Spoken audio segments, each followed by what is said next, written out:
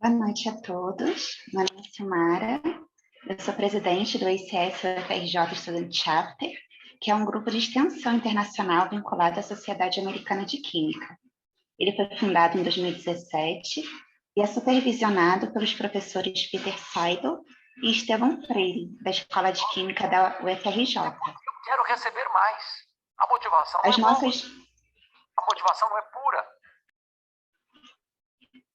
As nossas atividades são voltadas para a divulgação da Química Verde e já realizamos oficinas em semanas acadêmicas, palestras, workshop e simpósio, em parceria com a UFRJ, centros de pesquisa e empresas.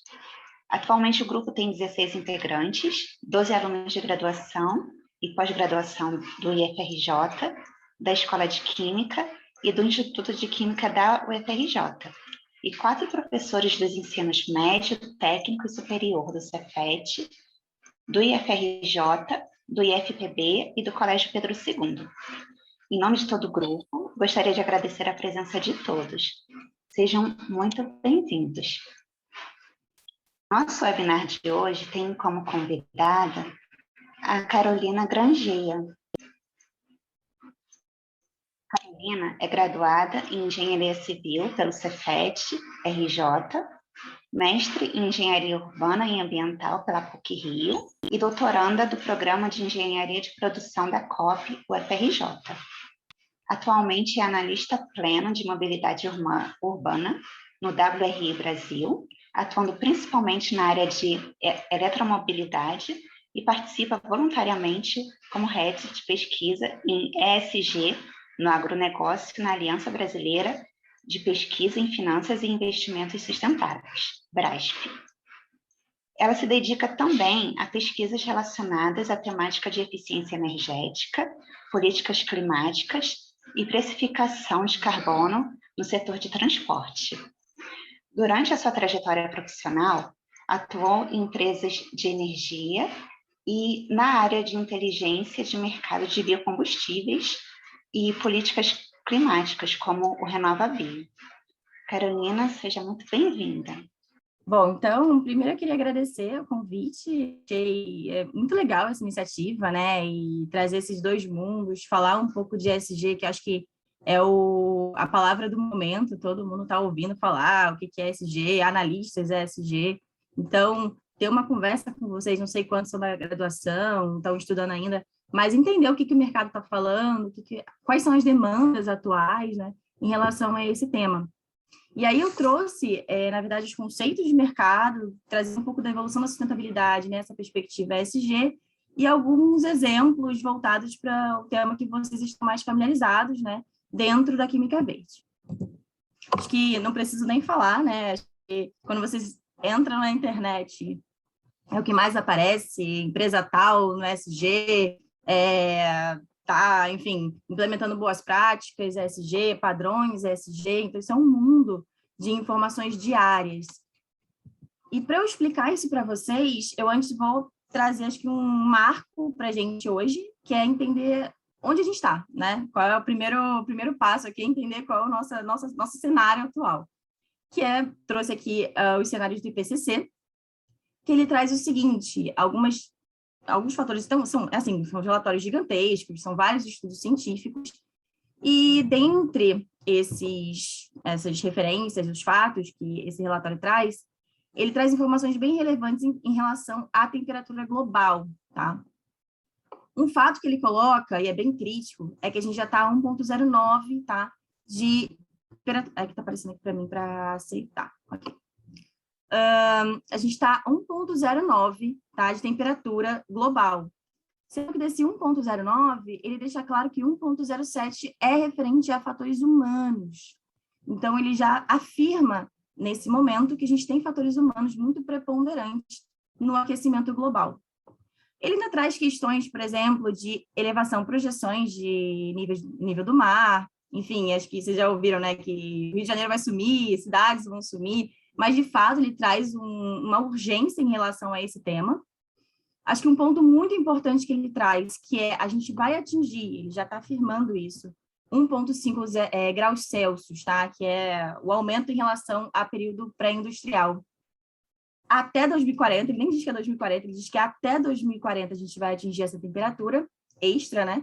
E a gente lembra que a gente tem um acordo de Paris, onde a gente assumiu o compromisso de reduções de emissões de gases de efeito estufa para tentar limitar a temperatura global em 2 graus Celsius, só que esforços para 1,5. E o relatório já está dizendo para a gente que a gente vai atingir esse 1,5 em médio prazo, né?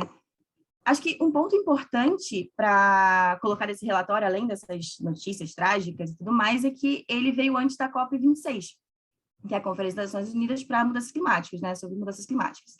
Então, o que acontece? Ele pode ser um grande norteador para políticas públicas, ele pode ser um grande ponto-chave para discussões e para possíveis acordos, né, em torno de países. Então, ele foi bem recebido nesse sentido, de que ele veio antes dessa reunião. Aqui só umas fotos ilustrativas, acho que todo mundo acompanha, né, Globo News, Globo, enfim, outras mídias falando sobre as notícias diárias que está acontecendo no mundo. Como eu falei do Acordo de Paris, a gente tem que o Brasil assumiu metas, né? A gente tem a nossa meta de neutralidade climática em 2050. Só que, ao mesmo tempo, esse aqui é um gráfico que veio do Observatório do Clima, tá? Que eles fazem anualmente, deixou muito claro quais são as atividades econômicas que mais fomentam a emissão de gases, tá? E aqui não é por setor, tá, gente? É por atividade econômica. São todas as atividades que englobam, por exemplo, a agropecuária. A agropecuária hoje não, 2019, que é o último dado aqui, 72% dessas emissões. É muita coisa, né? E não é só o setor agropecuário, é tudo que envolve a atividade. E teve um aumento de 2018 para 2019 em 9%. Muito por essa relação de desmonte, de, enfim, leis que a gente já está acompanhando por aí. E aí fica, acho que a pergunta, né? A gente tem metas, a gente está vendo o cenário, panorama global, a gente tem um cenário de aumento de demanda de água, energia, alimentos, né? O crescimento populacional, e a gente tem limitantes. Então, acho que a pergunta do século é como fazer a balança, né? Do que a gente está vendo crescendo, as nossas atividades, como a gente vai fazer esse net em relação a um cenário crescente e, ao mesmo tempo, essa necessidade, urgência climática de redução de emissões. Bom, eu trouxe um panorama por quê? Porque o ESG, ele está muito ligado a questões meio ambiente, né, óbvio, vou explicar mais à frente, mas ele também tem uma relação muito forte com o mercado financeiro, tá? Então, vocês primeiro, assim, não sou química, não sou engenharia química, não sou da área de farmácia, não. Sou uma pessoa aqui que vou entender um pouquinho do que está acontecendo no mercado, o que o mercado financeiro está olhando e entender aonde está a minha atuação, tá? Acho que eu trouxe conceitos bem básicos, só para quem não conhece entender o que eu vou falar, né? Que vou mencionar essas palavrinhas. Primeiro é a ação. Acho que a maioria deve saber o que é, né? Uma parcela do capital social de uma empresa. Hoje, para eu comprar uma ação, eu não fecho os olhos, vou escolher uma ação lá. Não, eu tenho critérios que eu vou adotar para comprar ou vender uma ação, né? Eu vejo projeções, eu vejo possíveis fusões, se é uma empresa que eu conheço. Então, eu já assumo critérios para entrar nesse mercado. O fundo, né, fundos de investimento, eu não vou aqui entrar, porque também não é uma aula de educação financeira, mas tem diversos tipos de fundo. Pensa no condomínio, né? Eu pago uma taxa do condomínio. E eu tenho um síndico, que ele é o administrador. Ele, na verdade, ele é o gestor de todas as atividades daquele condomínio, né? Então, eu estou pagando uma taxa para ele, enfim, resolver pintar uma parede, tirar uma lâmpada. Ele está administrando, ele está fazendo a gestão dessa carteira. A mesma coisa os fundos, tá? Você tem um grupo de investidores e um gestor dessa carteira, desse ativo. Empresas de capital aberto. Vocês já devem ter ouvido falar também, que são as empresas que têm ações na Bolsa de Valores. E para ela estar na Bolsa de Valores, ela passa por todo um processo, tá? Que também é regido pela CVM, que é a Comissão de Valores Imobiliários. Tem todo um processo de regulação até ela ser aprovada. E quando ela é aprovada, ela faz a primeira oferta pública inicial, que a gente chama de IPO. Vocês devem ter ouvido também, né? Então, ela começa a operar na Bolsa de Valores. O que é um índice? Índice da Bolsa de Valores.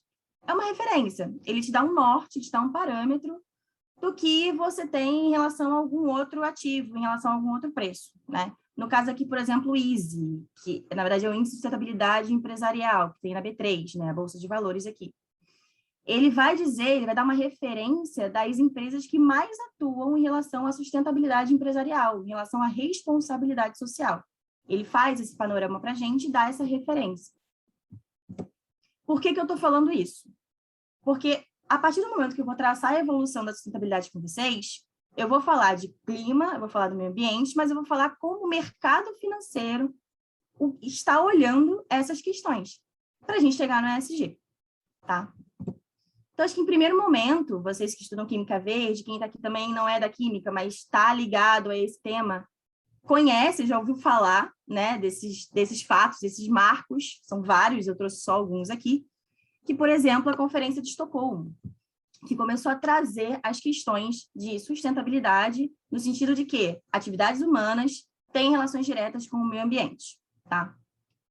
Em 87, começou-se a discutir mais a fundo isso, e surge o relatório Brundtland, tá? Que é o sobrenome da antiga primeira-ministra da Noruega, e o nome desse relatório se chama Our Common Future, que, na verdade, ele traz um direcionamento, ele é bem bonito, assim, o relatório, e ele traz questões relacionadas ao desenvolvimento sustentável, tá?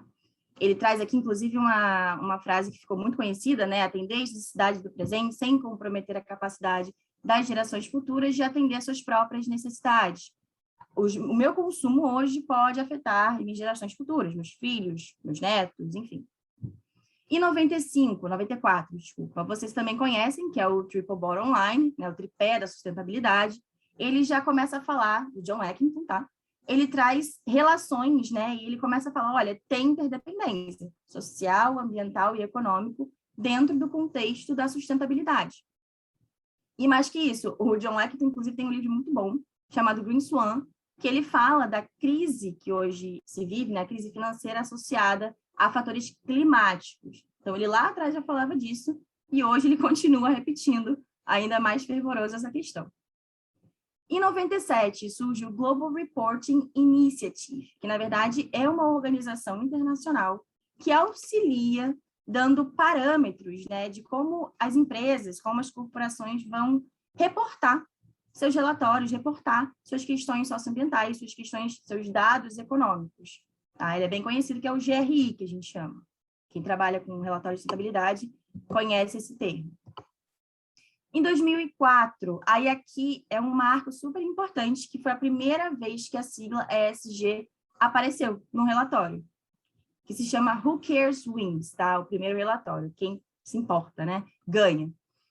Foi uma iniciativa, na verdade, foi um evento de investidores junto com a ONU, e dentro, enfim, nesse relatório surge uma questão muito importante, que é, sai, né, no relatório, as instituições que endossam esse relatório, que se comprometem com o que foi discutido naquele evento, não estou conseguindo ver aqui, porque tem um negócio aqui na frente, mas elas estão comprometidas e elas entendem que as questões ambientais, sociais e de governança são geridas, fazem parte, né, da qualidade geral das empresas, são necessárias para melhorar a competitividade. Quem estava lá assumiu esse compromisso e entendeu que isso, sim, questões socioambientais e de governança faziam parte de toda uma gestão de ativos, que não é só você aumentar o valor do acionista, né? Você tem toda uma questão para além disso, dos stakeholders, de quem está envolvido naquele negócio.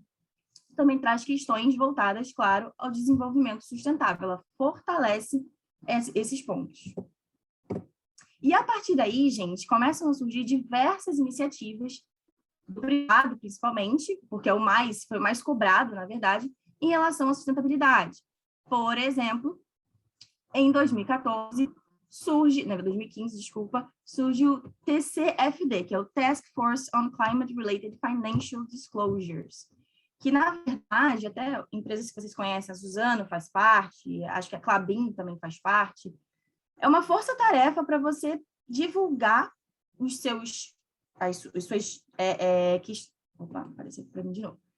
Divulgações financeiras, os seus relatórios, e que estão associados a questões climáticas. Quais as suas atividades, o que pode impactar riscos climáticos, tá? Os ODS, que eu nem preciso falar, né, que os Objetivos de Desenvolvimento Sustentável surgem em 2015, e daí para frente, isso vai se tornando cada vez mais latente. Até em 2020, que foi o Fórum Econômico Mundial, coloca o ESG como uma pauta, né, a principal. E existe uma carta que foi lançada, na verdade, é lançada anualmente, mas em 2020 ficou, acho que foi mais ressaltado, né, em relação ao ESG, que é a carta da BlackRock, que é a maior gestora de ativos do mundo, né? Ela tem mais de 9 trilhões de dólares em carteira. E ela diz o seguinte: eu vou tratar os riscos ESG, riscos ambientais, sociais e de governança, da mesma forma que eu estou avaliando critérios de crédito, de liquidez dos meus ativos. Ela sobe o nível e ela entende, olha, os meus riscos ESG têm que estar na mesma validação de todos os outros riscos que eu avalio. E ela, inclusive, em 2021, lança uma carta também, esse ano, falando de equidade, de desigualdade entre salários. Então, ela sobe isso para os clientes, para os acionistas. Então, isso fica muito claro e o mercado começa a se movimentar, porque fala, caramba, a BlackRock está falando disso, outras empresas também, outras gestoras de ativos também começaram a falar disso, houve uma movimentação geral. Tá? Opa, não está passando aqui, gente. Então, acho que fica claro para vocês que as finanças começam a se tornar cada vez mais próximas de questões socioambientais, tá? E o ESG surge a partir disso. O que é o ESG, né? Afinal, na verdade, é o termo da perspectiva do mercado financeiro, tem que lembrar disso, tá? Trazendo uma abordagem da gestão de ativos, reconhecendo questões ambientais, sociais e de governança como algo primordial para as decisões de investimento. Eles olham isso como o primordial, o principal. Além disso, elas não deixam de buscar gerar valor e retorno financeiro, em sua maioria, tá?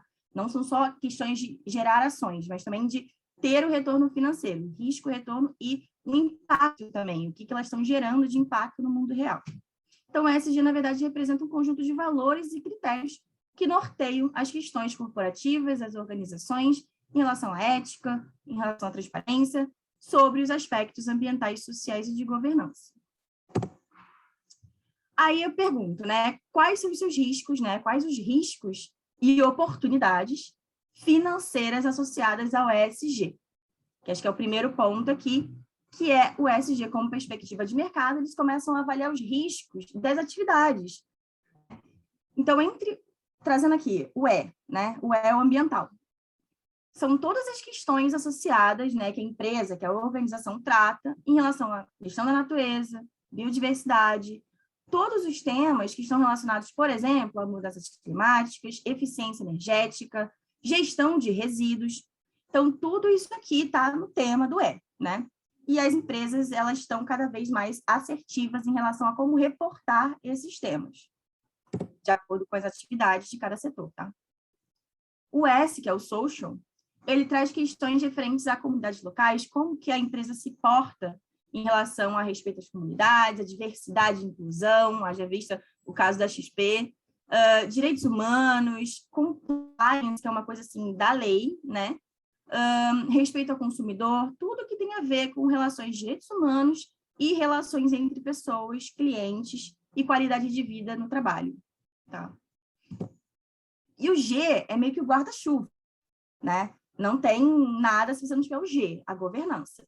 Então, são questões relacionadas ao controle da corporação, como ela se porta, como que ela faz a questão do modelo de negócios dela, né? As práticas que ela utiliza, e que está ligado à estrutura organizacional, à conduta, também ao compliance, a relação com legislações, que é muito importante, principalmente em alguns setores, diversidade de composição de cargos, isso é super relevante. A já vista BlackRock cobrou isso da Oracle, de uma empresa, né, de TI.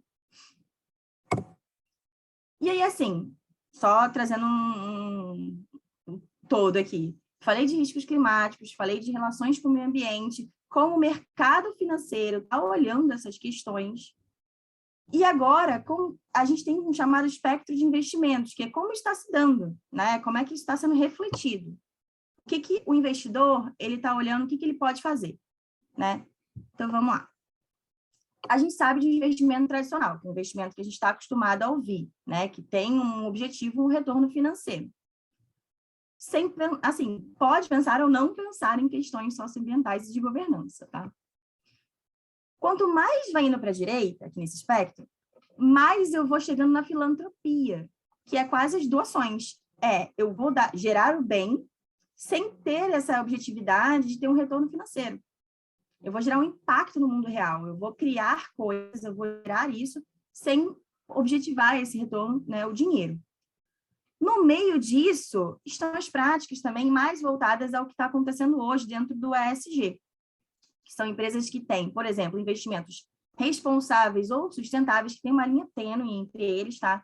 Que o responsável é você pensar em mitigar os seus riscos ESG e proteger o valor, que é, sei lá, eu crio um equipamento que gera menos resíduos, alguma coisa assim, que eu ainda não estou vendo o impacto lá na frente, inicialmente, porque depois ele pode se tornar, mas eu estou protegendo o valor da minha empresa. Depois ele vai para o sustentável, que aí ele já começa a adotar práticas sustentáveis cada vez mais rentáveis, que elas vão me dar um retorno financeiro, vão gerar valor e vão me dar um retorno financeiro até chegar em investimentos de impacto, que além de me dar um retorno financeiro, eu vou ver um impacto real. Eu vou ver que aquilo para mim é intencional, né? É intencional. Tá, já vi, sei lá, tem uma empresa que é até do Cefet, né, a TOT, que faz questões de ajuda, né, refugiados a entrar no mercado de TI. O investidor que está dando aporte nessa empresa, né, na TOT, no caso, ele talvez não tenha esse retorno dessas pessoas trabalhando para ele, mas ele está gerando um impacto positivo, porque ele está gerando pessoas no mercado, né, no mercado de TI, nesse caso. Então, isso é um investimento de impacto. E por que eu estou falando isso? Porque cada vez mais no Brasil está acontecendo um desinvestimento, né? Eu trouxe alguns pontos aqui, por exemplo, em 2019, algumas empresas que estavam querendo fazer bloqueio, né? A H&M, a própria Corp, elas anunciaram o bloqueio do couro brasileiro. Acho que vocês devem ter ouvido também em relação à soja, né? A França querendo bloqueio comercial da soja brasileira, não só da França, outros países europeus também. A COFCO, que é uma empresa chinesa, falando de rastreabilidade da soja brasileira. Ninguém está querendo investir mais em desmatamento e queimada. Ao mesmo tempo que eu tenho uma questão de produto, mas eu não vou colocar meu aporte financeiro ali financiando esse tipo de situação, né? Um desmatamento, queimada e outras questões também, tá? Aqui são só exemplos. Em questões de movimento de instituições financeiras, por exemplo, o Fundo de Pensão Norueguês, que é o KLP, indicou que ele iria desinvestir em empresas de commodities associadas a desmatamento no Brasil. Outros fundos também tiraram o seu dinheiro, excluíram também empresas como a Cargill, a Bunge, a ADM, né, que são questões também relacionadas à soja, commodities. Teve um evento chamado PRI, que é do PRI, que eu falei, né, dos princípios de investimento, do investidor, que 10 minutos iniciais dessa conferência, eles falaram sobre a questão dos desastres de Brumadinho e Mariana. Então, assim, a questão é, o cenário está se tornando cada vez mais caótico, e as empresas, principalmente no caso do Brasil, que eu estou trazendo para o contexto brasileiro, precisam começar a levantar essas questões. Por isso que vocês estão começando a ver o ESG cada vez mais bombástico, né? Elas estão querendo mostrar que elas estão tomando ações para não perder investimentos e até obter mais investimentos, financiamentos, que eles estão vendo esse movimento. Aí eu fico pensando, beleza, o investidor está lá, e eu aqui, a minha empresa. Como é que eu faço para mostrar que eu estou tomando essas ações? Como é que eu vou mitigar todas essas questões? Tá? Então, tem uma coisa chamada materialidade. Eu preciso me perguntar qual é a maturidade ESG do meu negócio. Eu preciso entender quais são os temas materiais. O que é isso? O que gera risco para o meu negócio? Quais são os impactos que eu posso gerar e quais são os riscos que eu posso tomar no meu negócio? Haja visto que eu já falei de algumas empresas perdendo capital. Então, acho que aqui tem um da Way Carbon, que é super legal, que ele dá umas diretrizes de como você se posiciona, né? E, assim, falando bem rapidamente, por conta do tempo, mas, assim, primeiro você tem que fazer um diagnóstico da maturidade, que é entender onde eu estou, qual é o meu mercado, qual é o meu conhecimento das minhas práticas relacionadas a questões socioambientais e de governança, aqueles temas que eu falei, aquelas letrinhas. Preciso identificar, preciso fazer um diagnóstico do que está acontecendo com a minha empresa. E aí eu vou olhar para fora, eu vou olhar as tendências, eu vou olhar as minhas práticas e o que o meu setor está fazendo, né? Que é a construção de um posicionamento assertivo e com diferenciais competitivos. Eu vou começar a olhar isso, o que as empresas do mesmo setor estão fazendo. Aí eu vou direcionar a minha estratégia.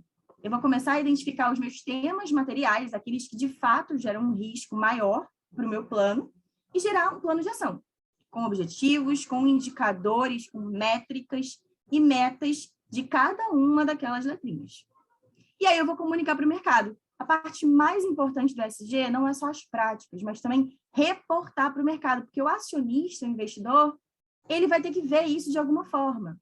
Então, independente se você contratou uma auditoria para fazer essa avaliação, se você tem os seus analistas fazendo essa avaliação, isso precisa chegar no mercado, tá? Então, assim, o posicionamento ESG é super importante, que é a comunicação para o mercado, para gerar, então, o sucesso dessa trajetória de todos esses norteadores. E aí eu consigo ver, além dos meus riscos, as oportunidades que eu tenho nesse setor. Se eu sou uma empresa que tem um bom posicionamento e eu tenho boas práticas, às vezes inovadoras, eu vou sair na frente. E uma coisa bem legal que tem, que até trazendo o GRI, que é a matriz de materialidade. É onde eu vou identificar todos os meus riscos, o que é relevante no meu negócio, e vou pontuar ele, vou dizer o que para mim é mais relevante e o que é menos relevante. Não que não sejam, todos são. Mas quando a gente tem o nosso relatório de sustentabilidade, a gente precisa dizer, olha, esses aqui são os meus fatores materiais mais importantes, o que vão gerar o maior risco para o meu negócio.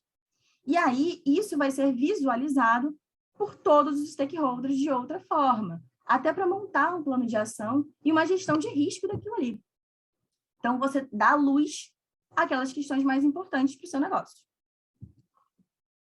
Aqui, como eu coloquei, né, a influência dos stakeholders e a significância dos impactos ambientais, sociais e econômicos para toda a empresa. Tá? E você faz essa matriz.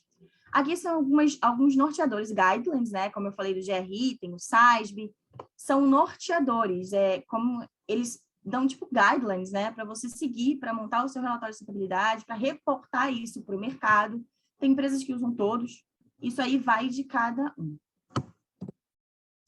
E aí eu falo, poxa, eu estou investindo nisso também, né? Que eu estou reportando, estou trabalhando nisso, cada vez mais se contratam profissionais que entendam o que é o ESG. E aí, por quê? Né? Como eu falei, do desinvestimento. E, por exemplo, um estudo da PwC falou que 77% dos investidores que ela fez a pesquisa planejam parar de comprar produtos não ESG nos próximos 2 anos. Então, isso já é uma tendência, já é muito tempo, né? Mas hoje ficou mais claro, porque o mercado financeiro, onde dói mais, né? No bolso. Então, o mercado financeiro se movimentou e isso ficou mais latente. Um estudo da BCG acabou falando que as práticas ESG, sempre que eu falar ESG, gente, é porque eu estou resumindo, tá? O ambiental, o social e a governança. Geram mais lucratividade, geram valor de mercado e, mais do que isso, geram uma imagem positiva, que a empresa tem muito em relação à reputação, né? Então, para além de gerar valor financeiro, tem o valor reputacional daquela empresa. Então, o ESG vem nesse sentido principal, né? De trazer, que aí você atrai investidores, você atrai clientes. Um exemplo aqui que eu coloquei da Start Química, que ela começou a confeccionar produtos com menos água na composição, e isso gerou um crescimento de 25% na categoria daquele produto. E ela começou a projetar um crescimento de 35% à frente. Quer dizer, ela olhou o risco dela, sanou o risco dela, viu um crescimento e projetou, e gerou um plano que, olha, o meu plano de ação é esse, eu tenho uma projeção de que eu vou aumentar as minhas vendas em 35%. Questão da Covid, a gente está vendo que empresas que estão mais consolidadas também estão mais voltadas a questões ESG. Por quê? Porque não são tão afetadas pela volatilidade do mercado. Isso é um fato, tá, gente? Tanto que a gente fala aqui da recuperação verde, né? E haja vista, por exemplo, o exemplo da Europa, do Green Deal. Ou a gente está falando de uma recuperação socioeconômica, mas também uma recuperação verde. Porque a gente está vendo que efeitos climáticos estão afetando finanças e vice-versa. Então, você precisa de um equilíbrio, você precisa trabalhar junto. Então, a recuperação socioeconômica está associada a uma recuperação verde também, tá? Quando eu falo verde, eu trago todo o contexto socioambiental, tá? Aí eu falei aqui de uns drivers, mas nem tudo são flores, né? Eu tenho desafios. E muito disso vem de algumas empresas ainda acharem que o ESG, investimentos no sentido de trazer o ESG para dentro de casa, são assim, não vale muito, ou afeta o meu desempenho, ou gera a famosa inflação verde, que é aumentar o custo dos meus produtos. E isso é muito desafiador, né? Porque, na verdade, o investimento ESG, o que está olhando para o ESG, está olhando a longo prazo, a médio e longo prazo, né? Porque sabe que essas questões podem não ter um resultado agora, mas no futuro vão ter. Porque a gente está cada vez mais caminhando, por isso a gente sempre atrela o ESG ao desenvolvimento sustentável, tá? Outra questão, definição da materialidade dos KPIs. Ainda está muito difícil as empresas entenderem o que de fato é importante para elas, o que de fato gera o maior risco e gerar métricas disso, né? Como é que eu vou avaliar essas questões a mercado, que é olhar para o setor. Questão de transição jurídica, que eu coloco aqui. Isso tudo que eu falei é muito voluntário, mas é um voluntário que, se você não entrar, você não vai ficar ali competitivo. Então, é um voluntário, mas que tem essa relação de competitividade entre partes, mas ainda não tem uma regulação, você não tem algo que diga, olha, vou multar você por não fazer isso. Claro, tem sanções administrativas, tem questões relacionadas às atividades, mas no âmbito de investimento ESG, ainda não tem essa questão de fiscalização e questões jurídicas, tributárias envolvidas, tá? Está se estudando em relação a isso. Um outro ponto, riscos sistêmicos. Você pode ter, por exemplo, a nossa crise, né? Agora, a crise, na verdade, é uma crise energética, né? Não só de abastecimento de água, mas de todo um contexto. A gente teve um problema, tá? Com um problema de secas, efeitos naturais e humanos, e a gente está vendo preços dos alimentos, de energia, inflação acima da média, né? Então, isso tudo está muito conectado. Então, não adianta eu achar um risco em um só ponto, né? Existe essa correlação. Eu preciso mapear todos os meus riscos, porque um pode gerar outro. Eu posso me envolver em riscos sistêmicos. E o famoso greenwashing, que é a maquiagem verde, é o que a gente vê em algumas empresas, né? Dizer que é verde, dizer que está fazendo, mas, na verdade, não está se comprometendo. E isso é um desafio. E aqui eu trouxe só um exemplo, trazendo um pouco para o contexto de vocês, né? Da Raízen, não fazendo propaganda da Raízen, mas trazendo a Raízen aqui como um ponto. A Raízen, ela, além do RenovaBio, que é a Política Nacional de Biocombustíveis, para quem não conhece, resumidamente, ela está precificando uma externalidade, ela está, na verdade, penalizando, né, distribuidores no sentido de venda de fósseis e está gerando uma renda por meio do CBIO, tá? Que é um título, na verdade, um papel que é vendido na bolsa, e que a usina, quem está produzindo, né, seja biodiesel, seja etanol, seja qualquer outro tipo, etanol de segunda geração, biometano, ela consegue emitir esses CBIOS. E aí esse CBIO é transacionado na Bolsa de Valores. Isso gera uma renda que a ideia do programa é capitalizar isso para melhorar a eficiência daquela produção e expandir os biocombustíveis. Além disso, além do RenovaBio, a Raízen está se tornando pioneira, por exemplo, no etanol de segunda geração, né? Que é o que vem do bagaço, né? Que é o que vem da palha, e você consegue produzir no mesmo hectare. Na mesma área, você consegue potencializar a sua produção. Outra coisa que a Raízen faz, plantas de biogás, a cogeração, várias usinas, se eu não me engano, não sei quantas agora, se são todas, já são autossuficientes. Elas já trabalham com a produção, inclusive com a venda de energia. Ela tem a primeira, se eu não me engano, uma das maiores plantas de biogás, que ela consegue produzir energia através da torta de filtro da vinhaça. Inclusive, ela é uma das maiores do mundo mesmo, acho que é uma das maiores. Então, assim, e ela a Raízen chegou agora no mercado financeiro, né? O que ela está apostando? Minhas práticas dentro do escopo ESG. E aí ela lança o IPO, isso aqui é uma notícia, né, da Isto É, com o IPO da Raízen, o ESG chega à Bolsa de Valores. Tá aqui. Ela está divulgando essas práticas. Até no próprio site, ela tem uma agenda ESG. E aí ela reporta, lembra que eu falei dos temas materiais? O tema material mais importante da Raízen é mudanças climáticas e transição energética. Por quê? Ela trabalha com açúcar, ela trabalha com etanol, está envolvida no agronegócio, e a gente sabe, como eu falei lá na frente, que o agronegócio é uma das atividades mais intensivas de carbono. Então, além de uso de recursos hídricos abundantes, tem toda uma questão. Então, ela coloca isso como tema prioritário dela, e ela assume compromissos aqui, não sei se dá para ver, gente, mas GRI tanto, são partes, né, da norma GRI que ela utiliza para reportar. Além disso, ela coloca no reporte dela não só as questões prioritárias, mas, por exemplo, algo que não foi solicitado a ela, que é a questão dos empregados por gênero. Ela reporta isso. Por quê? Ela quer também divulgar e multiplicar os investimentos. Então, ela traz questões que podem ser norteadoras mais à frente. E aí eu trago um exemplo do agronegócio.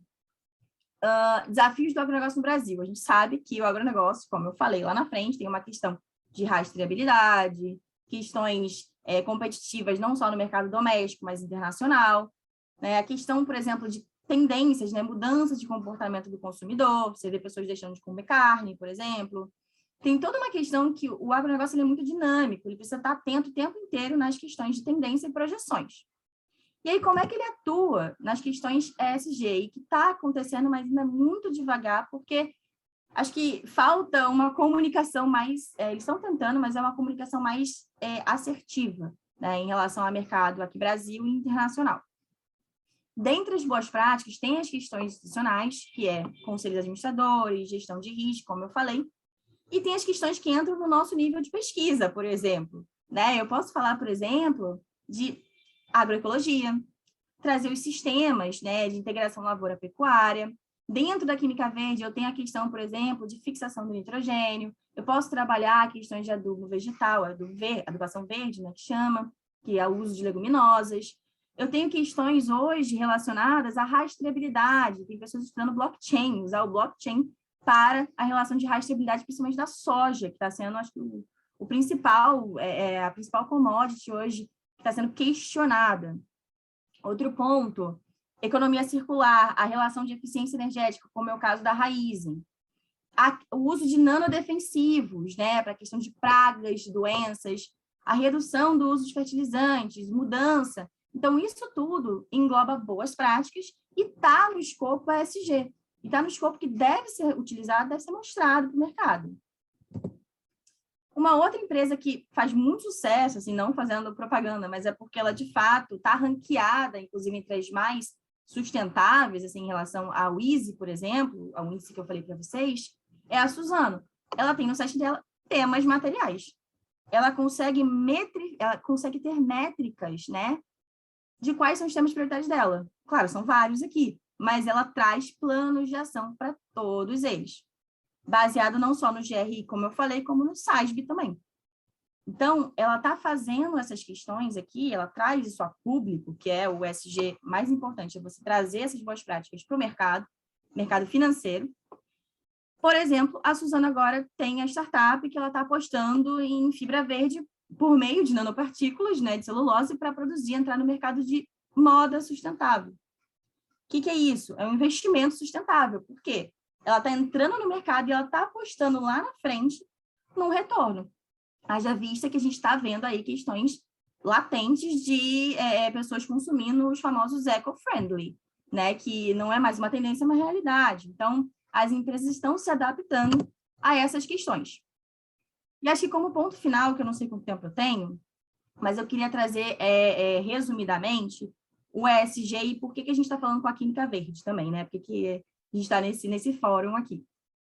Primeiro, o ESG, ele foca na transformação do modelo puramente econômico-financeiro. Na verdade, o que está acontecendo é a mudança de propósito das corporações, das instituições, do mercado financeiro como um todo. Eles entenderam, depois de muito tempo, que não tem como você ter uma recuperação socioeconômica, não tem como você crescer se você não olhar essas questões que antes eram marginais e hoje se tornam mainstream, né? Importante, todas as empresas estão olhando risco, retorno e impacto no mundo real, que a gente chama de desempate quando o risco e retorno sai no net, né? Então, as empresas estão olhando o quanto elas conseguem impactar positivamente, ou negativamente ela vai gerar um plano de ação, obviamente. A percepção, né, de risco e geração de valor cada vez mais latente. Então, a pauta ESG traz isso. Não existe uma só estratégia ESG. Você pode atuar em diversos contextos, nos diversos setores, né? Tem uma necessidade de redução de assimetrias, que é um ponto crítico, né, de práticas ESG. É como você está se reportando. Eu posso ser do mesmo setor e eu reportar de uma forma e o outro reportar de outra. Como isso vai chegar a mercado financeiro, né? Então, tem essas questões de assimetrias ainda que estão sendo ainda trabalhadas. Por isso que a gente tem guidelines, por isso que a gente tem padrões que o mercado costuma seguir para se reportar e evitar um pouco essas assimetrias.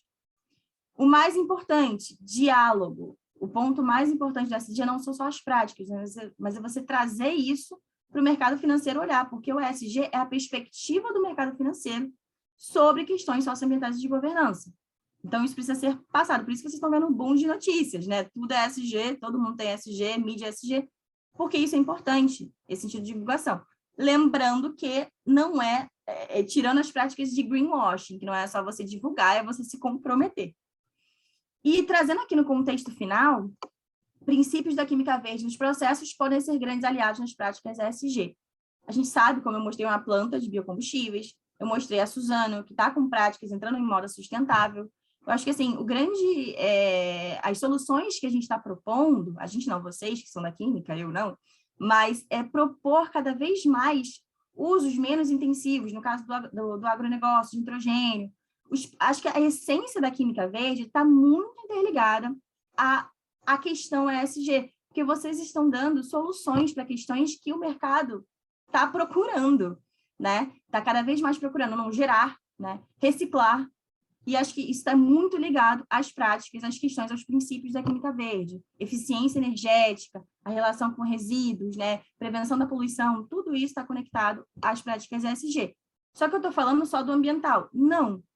A química verde auxilia, por exemplo, na questão da reciclagem, né? E aí eu já entro no âmbito social, que é a relação dos recicladores, dos catadores, né? E proposições de produtos cada vez menos, né? Mais biodegradáveis, produtos que você consiga separar de forma melhor. Então, isso tudo está agregando. E acho que um ponto de atenção para vocês é que o mercado está cada vez mais solicitando esses profissionais. Não só, às vezes você vê analista de sustentabilidade ESG, porque é você entender de sustentabilidade, você ter esse background, mas também entender qual é a sua relação com o mercado investidor, qual é a sua relação com os diversos setores. Então, é muito institucional também, né? E acho que aqui uma frase impactante do presidente da BAG, né, que é a Associação Brasileira de Agronegócio, que ele fala, sem governança, eu não tenho como avançar socialmente e nem ambientalmente.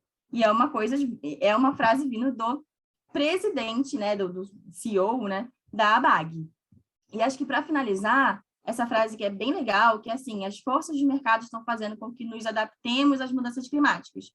Não se trata mais em eu acredito ou não acredito em mudanças climáticas, não é mais isso. é você estar dentro ou fora dos mercados. Ou você ganha competitividade ou você perde. E é isso, tá, gente? Tentei correr agora no final para ter tempo de fazer perguntas. Enfim, acho que o legal é não só as perguntas, mas também contribuir. Eu não sei em que mercado vocês atuam, qual o setor que vocês atuam, mas é legal também trazer contribuições do que vocês estão vendo de boas práticas, não só ambientais, mas de governança, sociais, que tudo está atrelado ao que o mercado financeiro está avaliando, está olhando, está querendo investir, tá? E eu fico aqui para perguntas. Carolina, muito obrigada pela apresentação, foi excelente. E agora nós vamos iniciar a nossa sessão de perguntas. Nós temos a primeira, que é do Felipe Gomiti.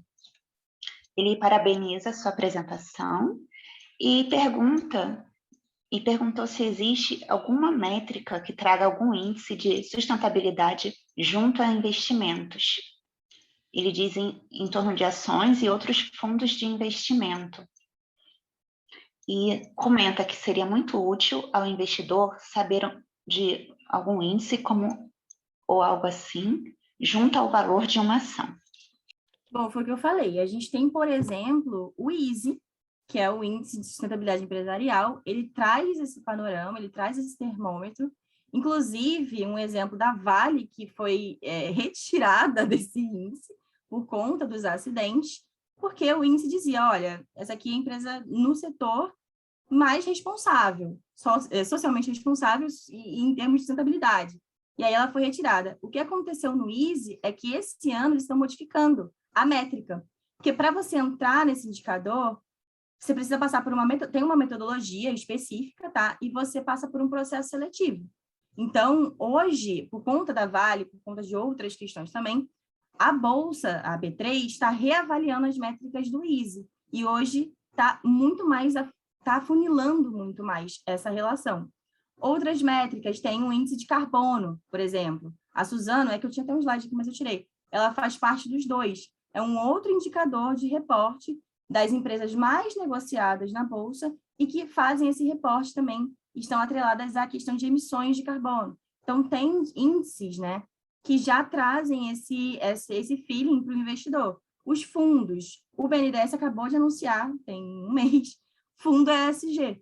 Ele vai financiar práticas, aí já é um financiamento, já entra nos fundos, projetos, práticas relacionadas ao escopo ESG.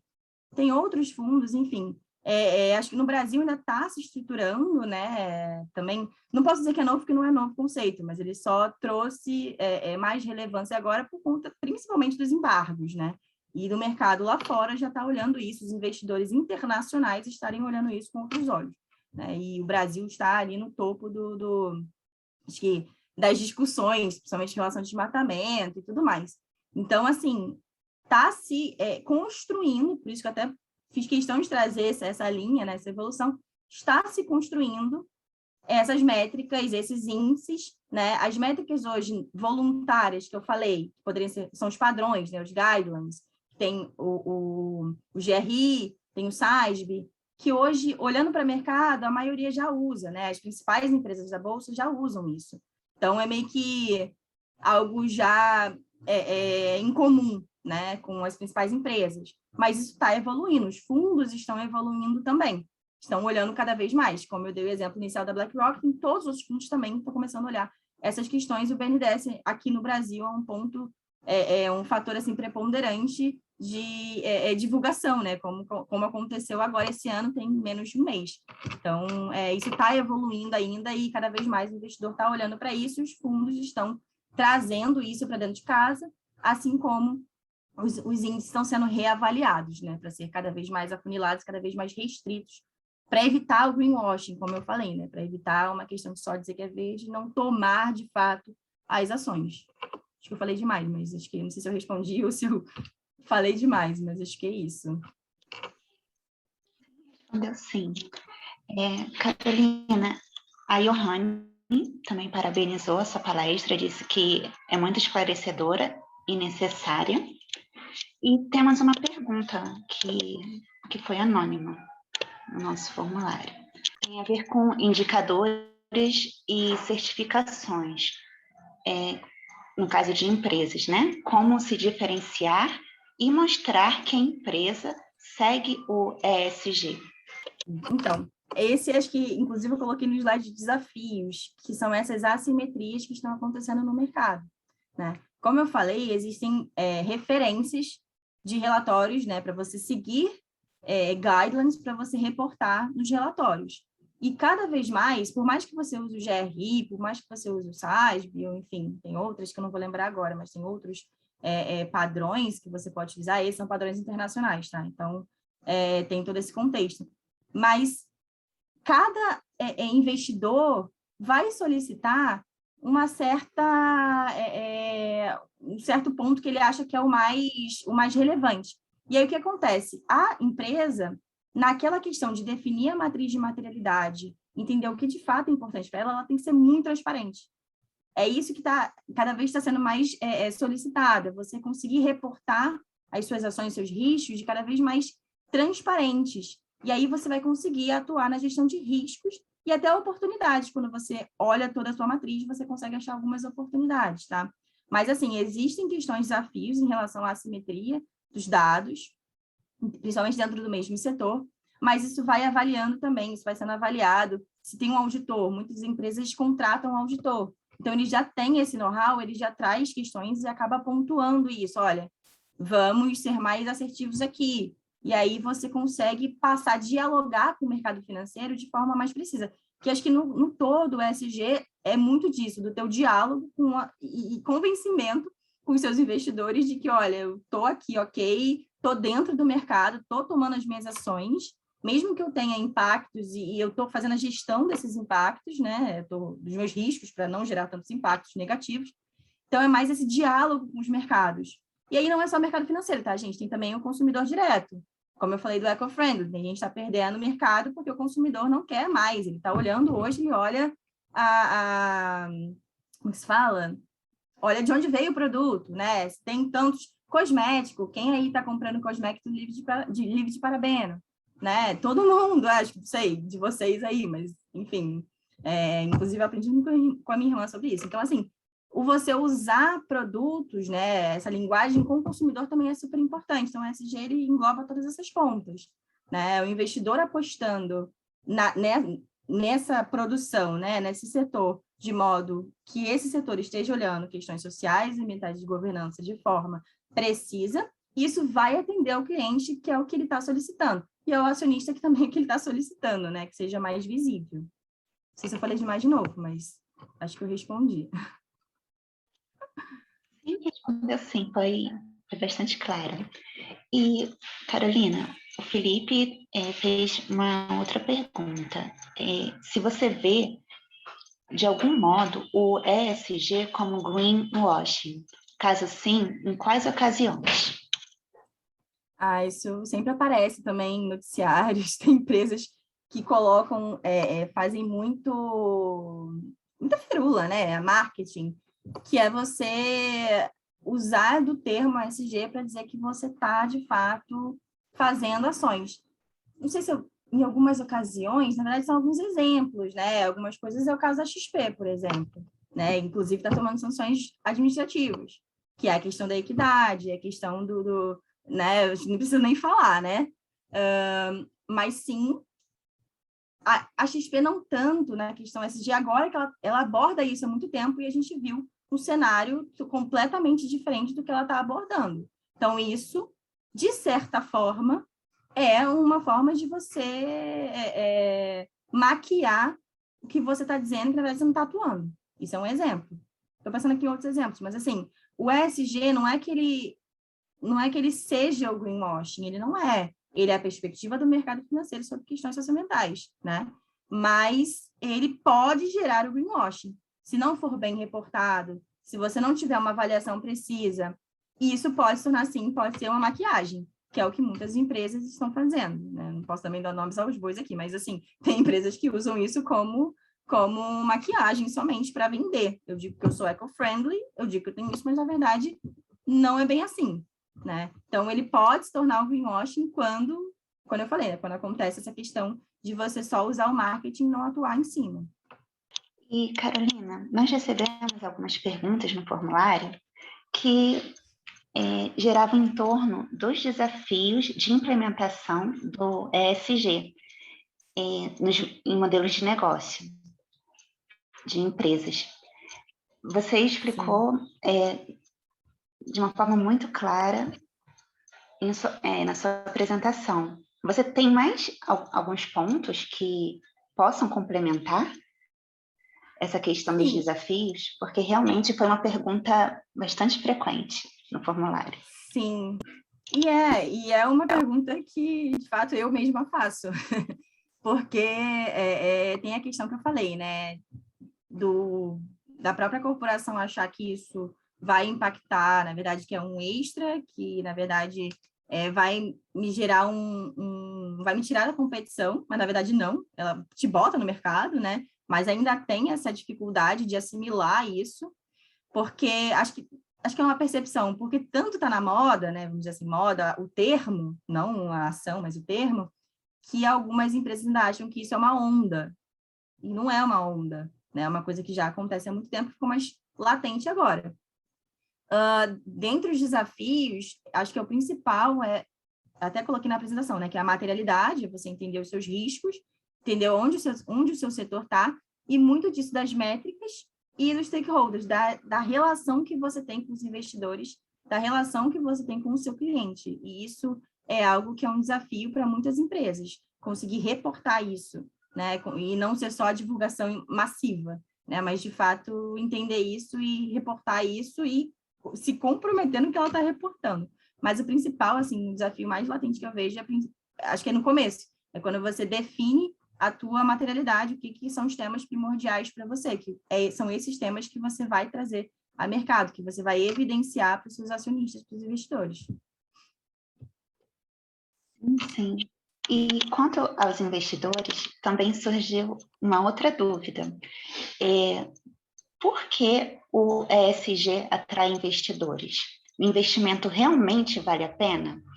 Os investidores têm dado um tratamento diferente a empresas que aderem ao ESG? Legal essa pergunta. Bom, eu acho que assim, quando você está no mercado e você pensa só, eu estou no mercado de, sei lá, produtos de limpeza. E eu estou vendo outras empresas do mesmo setor tomando ações, porque isso está começando a vir de cima para baixo, de quem está aportando dinheiro, porque foi o que eu falei na apresentação, aonde vem mais do corpo humano é no bolso. Então, e a empresa ela não vive só do dinheiro dela, ela tem que ter o aporte de investidores, pelo menos as grandes, as maiores, né? E quando não, as startups têm investimentos também, enfim, todo mundo precisa de um capital extra ali e financiamento nesse sentido, né, de empresarial. E daí, você vê, por exemplo, uma BlackRock, que é a maior gestora de ativos do mundo, dizendo que vai avaliar os teus riscos da mesma forma que ele avalia os riscos socioambientais, da mesma forma que avalia qualquer outro, isso se torna cada vez mais, por isso que eu mostrei a evolução, isso se tornou cada vez mais relevante. Então, o que acontece? O mercado se mexe, porque senão você vai ficar de fora. Foi a última frase que eu coloquei, você não é mais questão de não acredito, não acredito, ou você está fora ou você está dentro do mercado. Por quê? Porque é um movimento que está acontecendo, como eu falei da recuperação verde, né? Você tem, hoje, se você pensar em questões de inundações, vou dar um exemplo, tá? Você tem infraestrutura natural, que você pode abordar no agronegócio, adubo verde, questões que você atrela à recuperação financeira por questões ambientais e também trazendo o aporte social. Então, assim, acho que não é mais, é ou não é, né? Você vê um movimento, o teu dinheiro sendo desinvestido no Brasil, gente, é um fato, eles desinvestiram, está tendo bloqueio comercial. Então, assim, o que é mais fato do que isso, que é mais verdade do que isso, né? Investidores saindo, tirando dinheiro, deixando de aportar no Brasil. Então, assim, está acontecendo. E aí eu tenho que tomar as rédeas da situação e começar a trazer essas questões para dentro de casa também, senão eu vou ficar fora do mercado. Isso já está acontecendo. Isso é verdade. Eu mostrei aqui vários, principalmente no agronegócio, o pessoal sendo muito pressionado. Então, é algo que está acontecendo no mercado e não tem mais para onde fugir, né? E, Carolina, O Felipe acabou de comentar aqui no chat. Comentar não, perguntar. Você teria uma literatura sugerida para que entendamos o contexto de geração de nossas tecnologias sustentáveis nos laboratórios da UFRJ, por exemplo? Sim, em um cenário de ascensão do ESG? foi até o que eu falei no final, assim, eu vejo a Química Verde como um grande aliado, porque, foi o que eu falei, não é só de produtos eco-friendly, é todo um ecossistema, né, que precisa ser gerido e precisa ser aquele equilíbrio que eu falei no início da apresentação, né, você tem um aumento populacional, você tem um cenário de demanda, né, aumento de demanda de água, de alimentos, de energia, e onde a química pode atuar nisso? Né, na propensão e em trazer soluções para isso.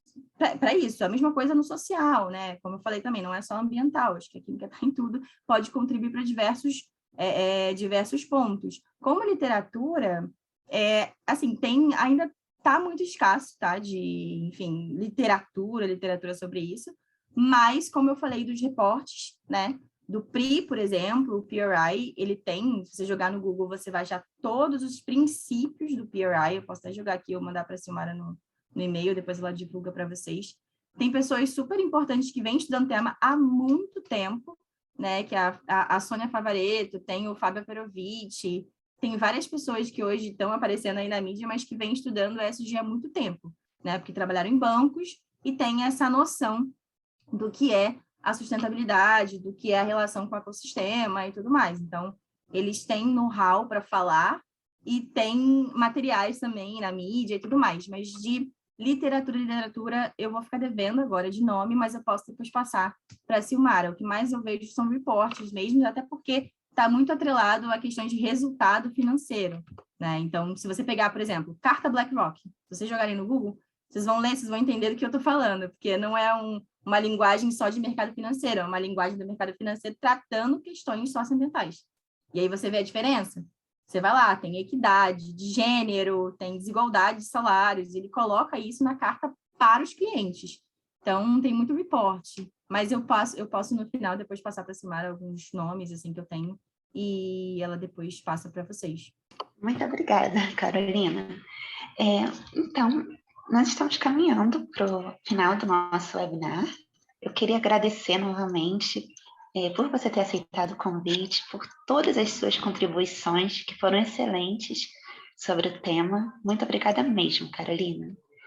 E agora nós vamos passar para os nossos avisos finais. E eu passo a palavra para o Luiz. Carolina, mais uma vez, obrigado. Muito obrigado mesmo. Foi excelente a apresentação. Esses são os nossos contatos nas redes. Agradeço a presença de todos e até a próxima.